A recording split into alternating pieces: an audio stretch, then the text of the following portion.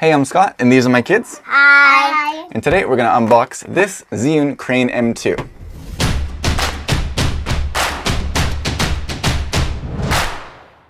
So I just got this in the mail today. I have cut off all the plastic and everything like that. I've cut the tape, but I haven't opened the box yet, so what's in here is going to be a surprise for me too. But let's open this up and see exactly what's included in this kit. First off, let's go ahead and get this out of the box. How about me? Catch. So big. So big, it's kind of small actually. So of course you get your little documentation here, your instructions and stuff like that, but we're just gonna throw that to the side for now and check out what's in this main box right here. So this is a styrofoam box. It's not like a proper case, but it does feel pretty nice, and I like the design they have on here. It actually kind of looks pretty cool. They got their name and some little graphic engraved in there, but let's open this up and again see, the good stuff inside of here. All right, so everything is organized in there very nicely, and one of the things that I was curious about if they include a phone clip, because this is like a good medium-sized gimbal, or I guess on the smaller side, it's close to the size and smaller than some smartphone gimbals, but it's actually stronger than that, so it can hold some small-sized cameras, and you can hold GoPros, it can hold phones.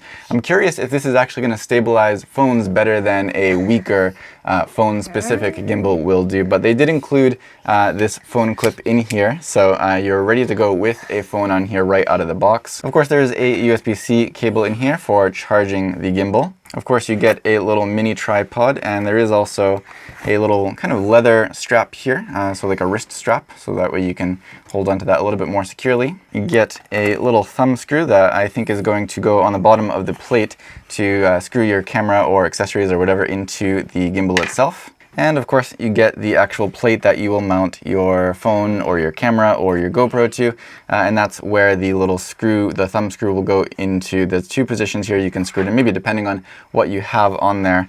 And I think this whole thing will actually slide into the gimbal itself, and then you can adjust that to get your balance. And then you have the gimbal itself. So like I said, this is actually smaller than some smartphone gimbals, smaller than a lot of smartphone gimbals, even those from Zhiyun themselves, but it feels really nice. It feels like there's a lot of metal in here. The plastic handle feels really, really good quality. There's nice grip on both sides of it.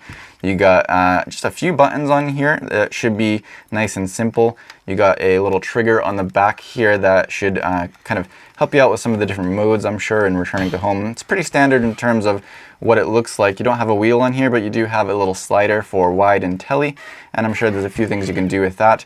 This also does lock all the axes, so it's going to be very easy to travel with this. So right on the back here, you have a little lock for the pan axes, and as I unlock that, you can turn the handle, but these other axes are still locked. So they're individual, independent locks, it looks like. So let's check out the other axes here, and how can I unlock those? I know, where? No, that's not it. There's got to be a trick here. What am I missing? What are you doing? What are you doing? What are you doing to me? Come here. Well, I am here. All right, we got to figure out how to unlock this. Oh, careful. All right, let's get this box out of the way for now. Where is our lock? Let's check the actual manual here, like I probably should anyway.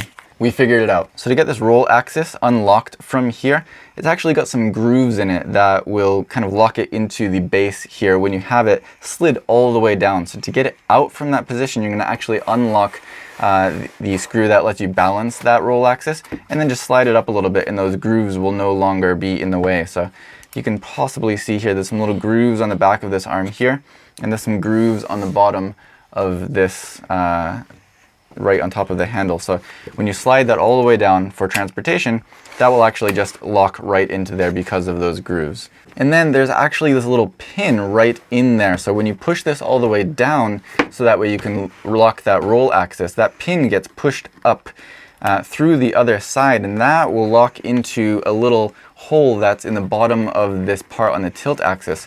So that will in turn lock the tilt axis as you lock the roll axis. Really kind of a cool design there to lock all three of these for transportation. Another cool design here that I noticed and that I've seen just in some of the advertisement is that they have this little screw at the end of the arm here on the back, and that will let you kind of mark the position that you're in. So although you do have to slide this down to lock it for transportation, you don't have to remember exactly where that was when you get it set back up again, because you can set this lock in here so that way you can mark the position that you were in before you slid it out of that position for your transportation. So you can get it up and going with your proper balance again very quickly, even when you do that, which is really, really nice. And it's a way to kind of counteract the fact that you do have to slide that arm out to lock it down for transportation. So to get this base part into the actual gimbal, so that way you can mount your camera or whatever on here, you're just going to slide this part right into here, and the screw to loosen that is actually on the bottom. So we loosen that, and now you can slide that in.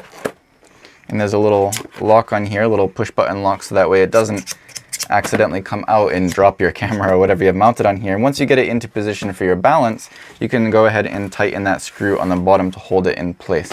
And then you're going to use this slits with the thumb screw here to mount your camera or whatever it is on here. The phone clamp, for example, has these screw threads in the bottom, so that way you can mount that right on there to get your phone on here if you want to use your phone.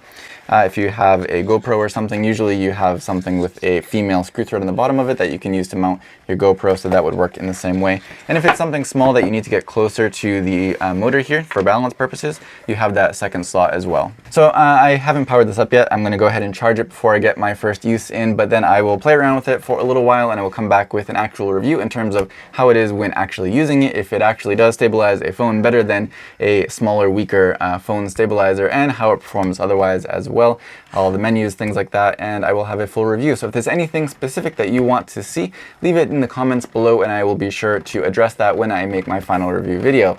For now, if you have any other questions or comments, let me know down there, and I will get back to you as soon as I can. If you like this video, give me a thumbs up, subscribe to see more in the future, and as always, thank you for watching. Thank you. Thank you. That's what.